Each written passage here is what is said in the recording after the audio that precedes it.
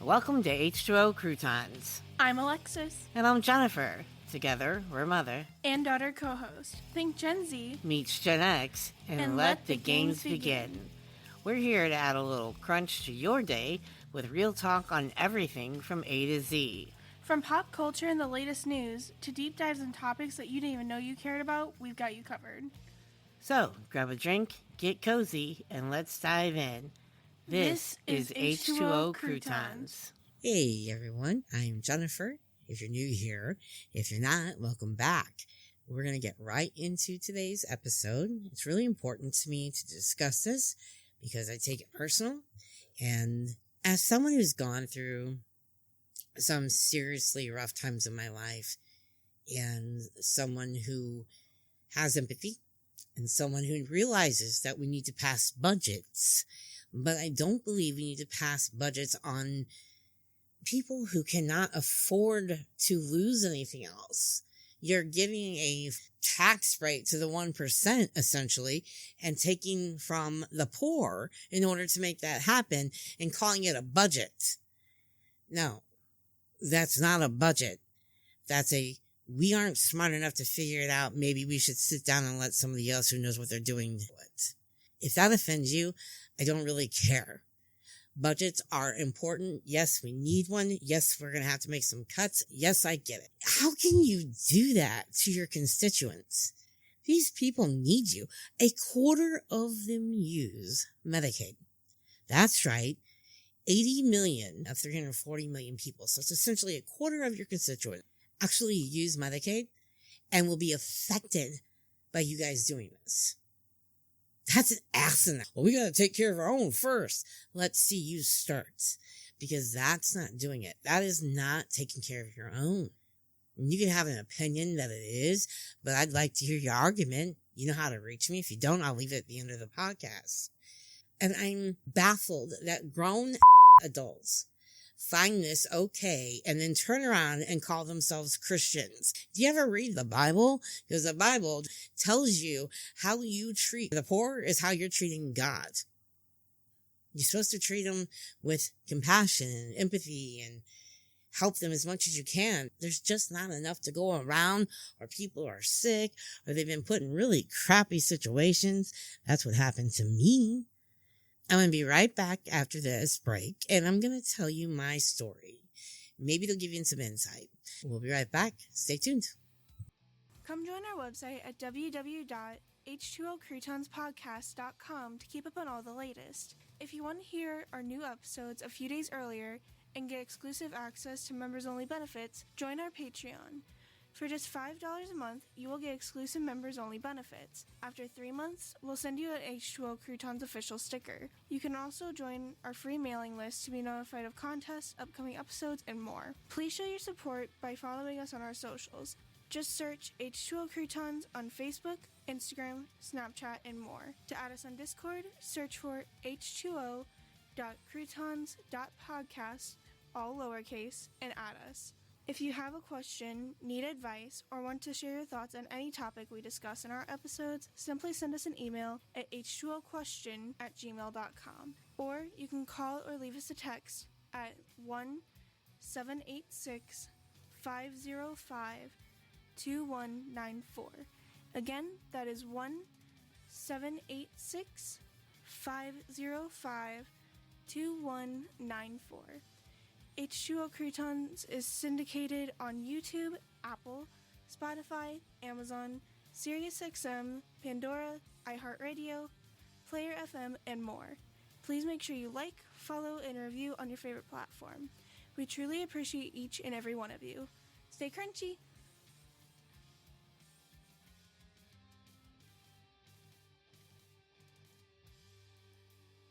Okay.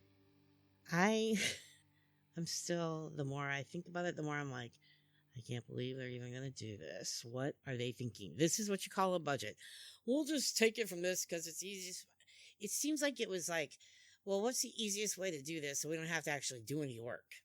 That's what it looks like to me. I'm not saying that's how it is. I am saying that's how it looks. And it's pathetic. You guys are representing the United States of the United States of misery. because that's what it's becoming.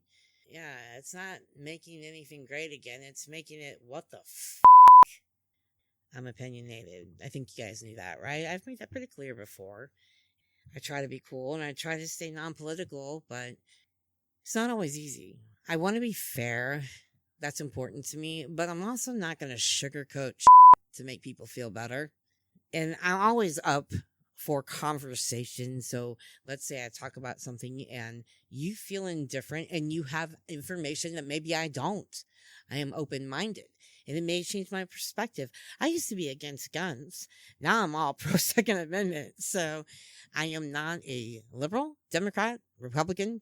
I am actually kind of conservative. I'm American. I'm as independent as they come. I am an American before I am a party. So if you can recognize that and understand it, you'll understand. Back in the early 2000s, I get pregnant with my Gen Z daughter that you've heard here on H2O Croutons. And I had to go on Medicaid. Now I was working. I had a job. Everything was great, but I still had to go on Medicaid because... one, it wasn't required that you get insurance, and two, it was really expensive, and three, as a single parent, I didn't know how the hell I was supposed to pay for that. So Medicaid was it. Back then, that was your option. Considering I was told I wouldn't even be able to have any kids, and to find out I was pregnant was shocking in itself. Now, as a single pregnant woman working at an airline company, the name will be withheld because it doesn't matter. And it was financially easier for me to take the help, even though very hard for me to do, just so I could pay my rent, utilities, car insurance, yada yada. My job, by the way, was to make sure that you had flight attendants or a pilot aircraft for your plane ride to Florida for vacation.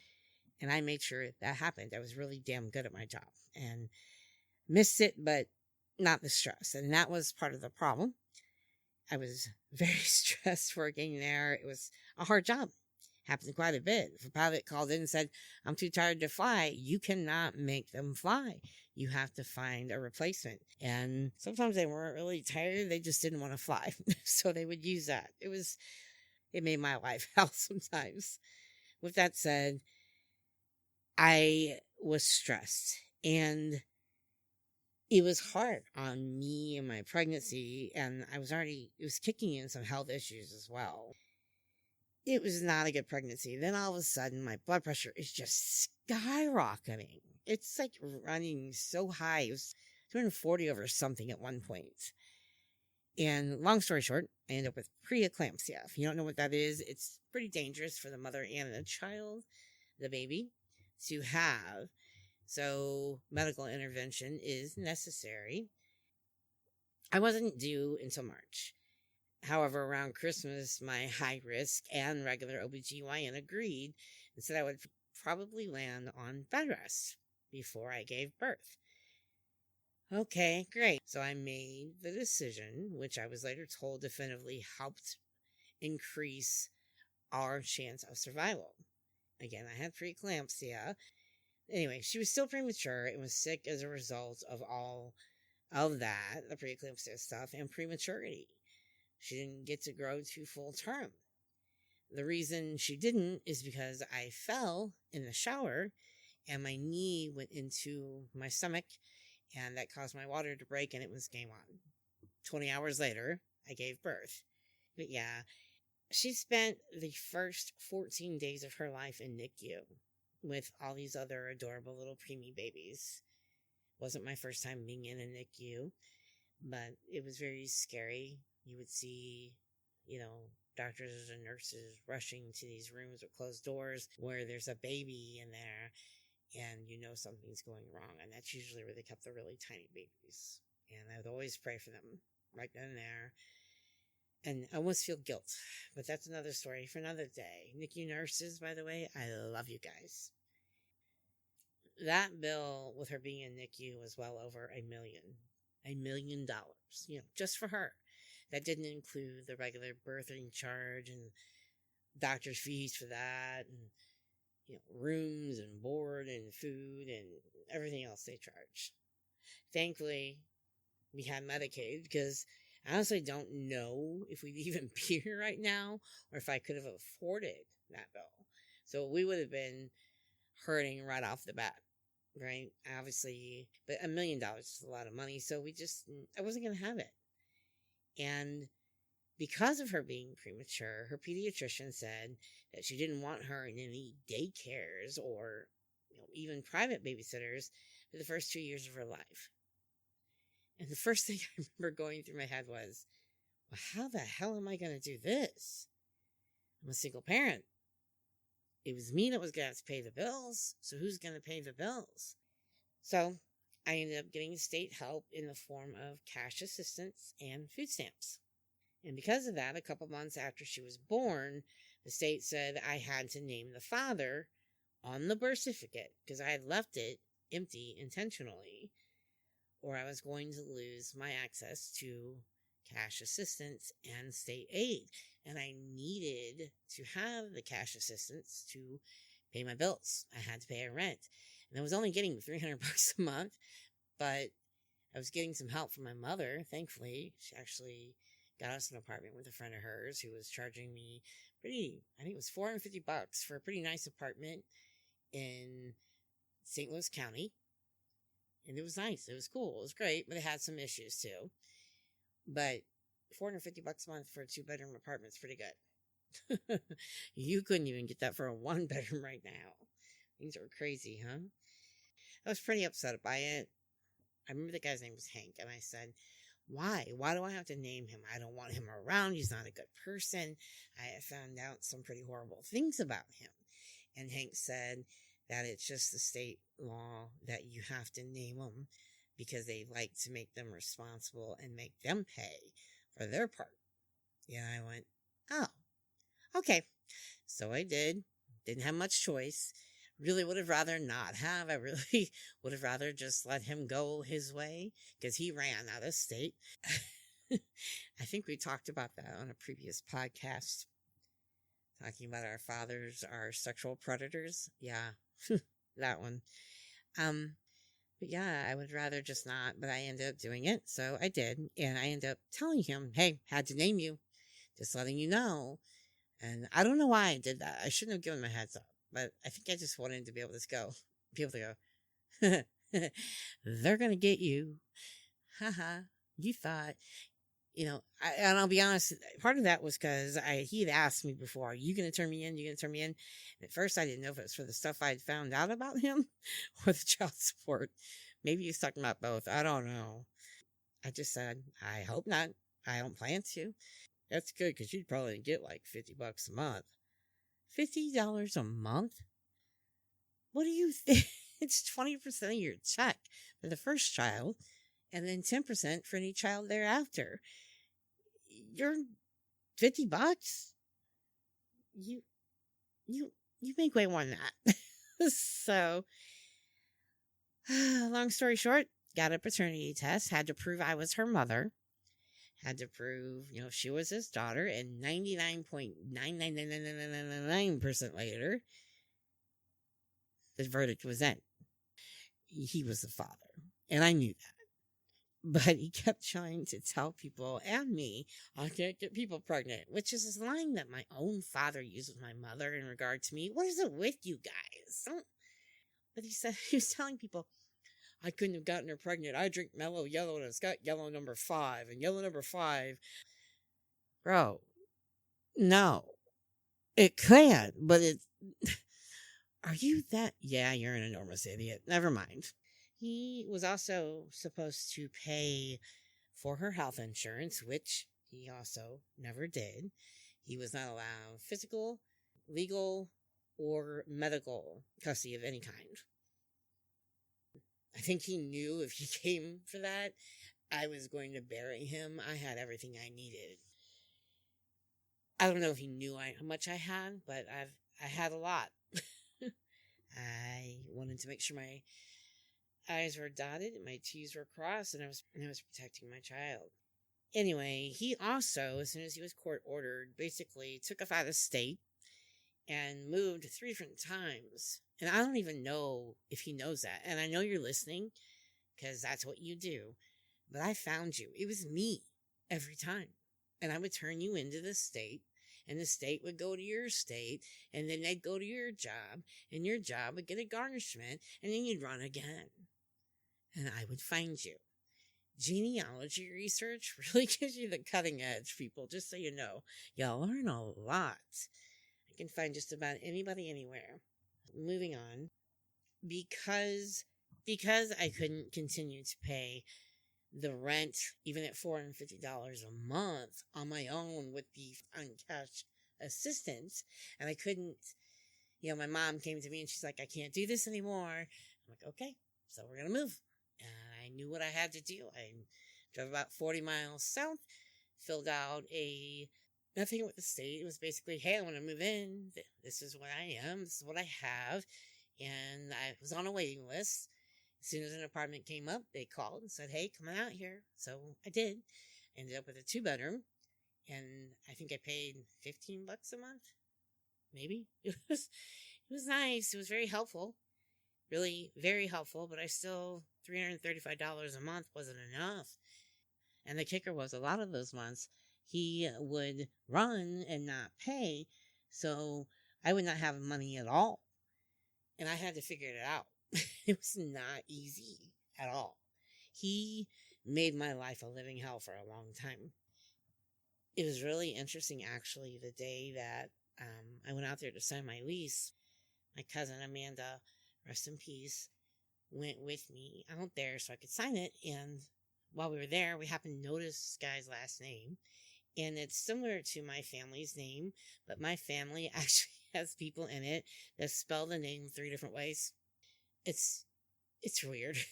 I'm sure ours is the wrong way, but whatever. And we figure out, oh, okay.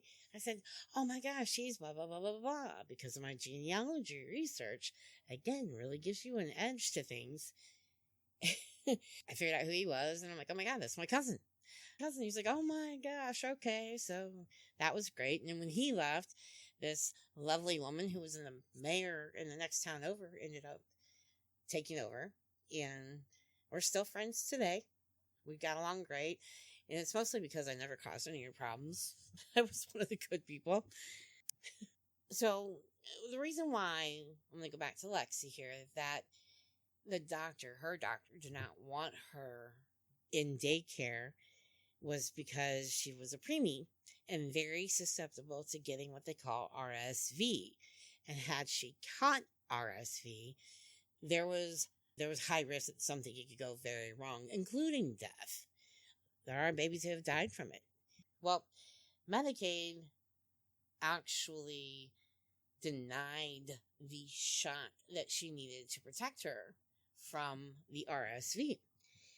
And Lexi's pediatrician made sure that she always had it anyway, bless her heart, wherever she's at. What she would do, since she had so many multiples, she would often have, leftover medicine. So she would say, hey, when I call you, and it's once a month, I'll need you to get in there within a 4-hour time frame so we can administer the shot and she'll be okay. So we did. And I never missed a moment. This went on for I believe the first year. And I did not want to take a risk of being out of town or anything. So I would say very close. Go somewhere on the weekends or something to the Ozarks. But during the week, I was home. Nothing happened to Lexi as a result of getting that shot. She did later end up getting it, but because of it and the immunity being built up, she was fine and she survived it. In 2007, so a couple years later, and Lexi had turned 2, I started going to college. I wanted to be financially responsible for Lexi and I. Be on my own, off of state aid.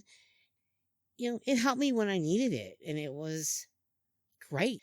But my end goal was to get back my independence and take care of my daughter on my own.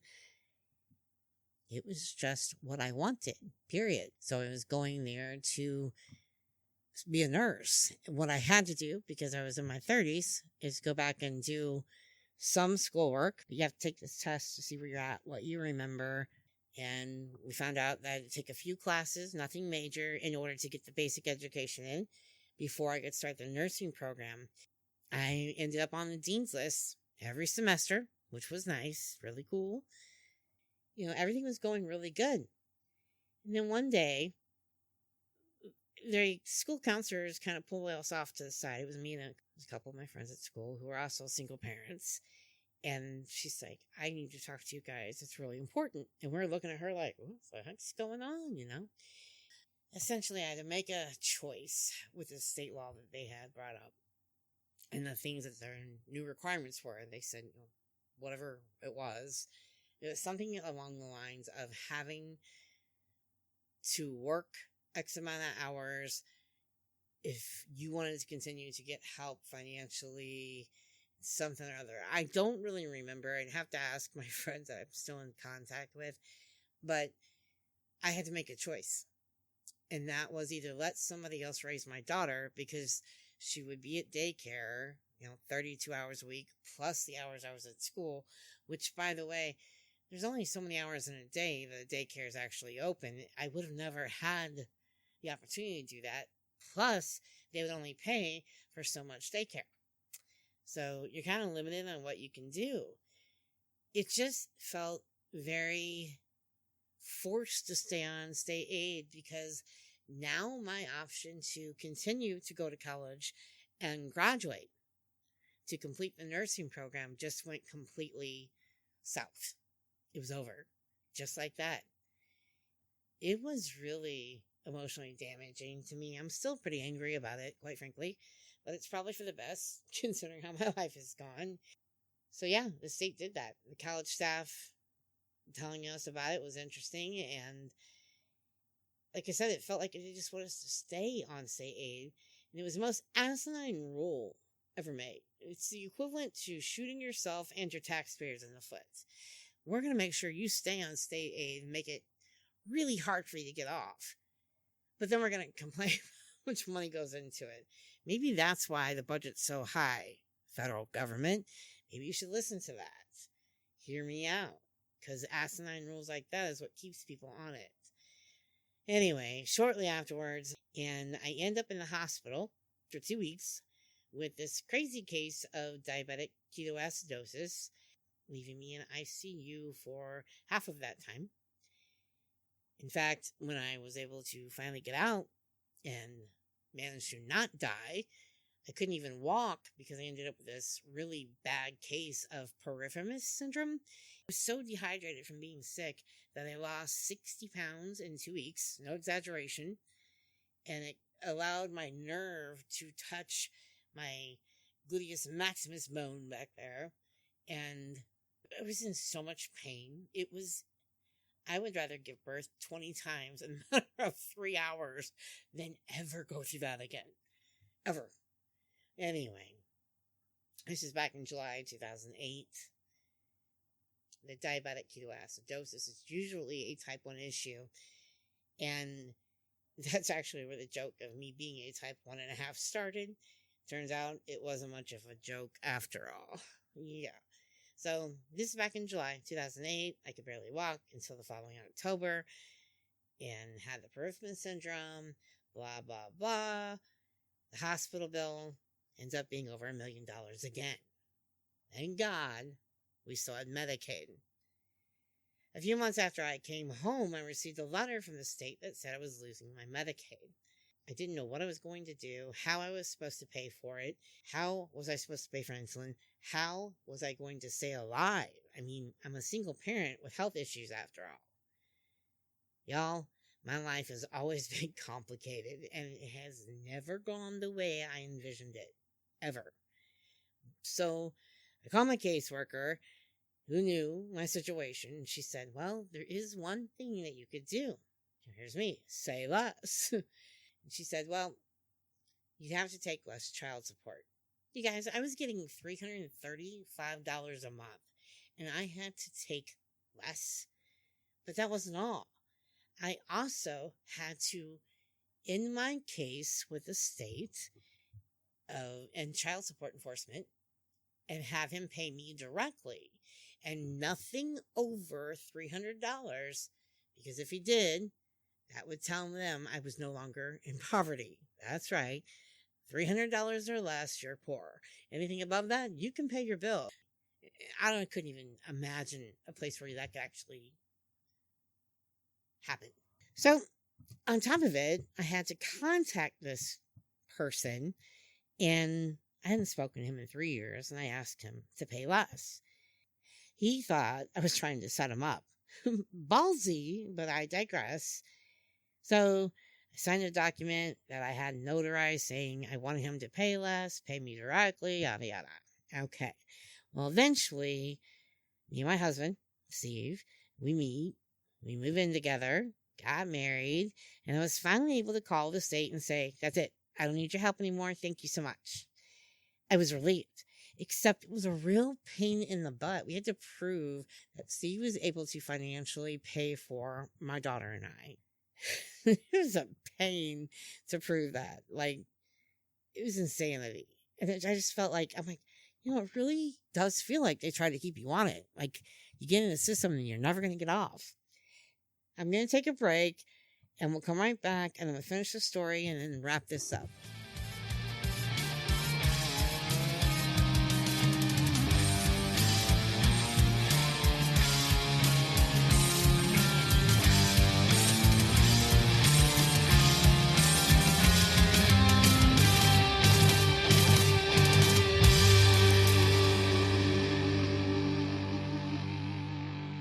Basically, I'm sure you guys are probably wondering why it's important. Well, this is why. And before you support an end to or even a massive cut like $880 billion to Medicaid, I'm hoping my story will help you understand why it's so important that we have it. So many women and men have to raise their children without the other parent around. It's not every case where a mom is keeping her kid away from their, father to be a jerk, or their father keeping their mother away to be a jerk. It is literally because the other person involved, the other biological parent, is not fit to be a parent. So, they don't fight their absence with just cause. Just stay away. I never intended on having a child with this guy, and I surely didn't mean to get myself into such a difficult situation, but I'm glad I did. She's the best thing that ever happened to me. I love my daughter. She was worth the struggle, and for many years, I did make it work. I don't know how. There were nights I did, as a single mom, coming home from college and having to study. To the fact that I did that and made Dean's List, I was really proud of myself. There were nights that I would have to go without dinner, or just so I knew my daughter would have a nutritious dinner, because we got about $75 a week for 2 people for 3 meals a week. Go ahead and tell me how you're going to make that work and making that last. So after Steve and I got together, we started putting that child support that I was still getting for her in an account, a separate account. And what we ended up doing was paying for her to get adopted by my husband, which her biological father, I hadn't talked to him, and he gets some papers in the mail, signs them, sends them back like nothing. It was that easy, which I was grateful for. We both were so excited. And when I say we both, I remember when my daughter came home that day, and she had no idea that he had signed the papers. I didn't even know how it was going to go. I said, he signed the papers, and I have video of it. And she started jumping up and down. She was so, he signed the papers. He signed the papers. It's so adorable. I might have to see if I can find that and edit the sound in. She has no idea what I'm about to tell her. She's bringing me my new phone. Let me have that phone. Let me have that phone. Hey, Give me that phone. I have something a little bit better. What? He signed the papers. Yes! Oh my gosh! Oh my gosh! He did. You signed the papers! You signed the papers! Shut the door so I can get out! Shut the front door, literally. You signed the papers! You're gonna be Alexis as soon as we go to court. Oh my God! The judge just has to make it official. Oh my God! It was great. It was done. It was over. And that's it. By the way, the rest of the money went into a college fund for her. It was never about the money from him. I needed it to survive, and when I didn't need it anymore, I gave it to my kid. I figured it was the right thing to do. At any rate, there are countless situations just like mine out there, because not everyone is milking the system. Not everyone is lazy and doesn't want to work, and not everyone wants to be on it. But there are people just like me who will suffer because of the ones that do. Not every situation is black and white. There are countless gray areas. One size doesn't fit all. It never has with anything, anywhere. In my opinion, we need a better system, not an $880 billion cut. A better system to make it work, to look into it, to see where the problems are, to maybe help people get off of it and do what we can do. Offer a counselor to walk you through it, not just a caseworker telling you, yeah, you can have it, yeah, you can't. Reject it, or okay, you can do it, but here's your stipulations. And you're going, I'm really grateful, but how am I supposed to do this? Because it's just never enough. I keep hearing how we need to take care of our own first, but I haven't seen that happening.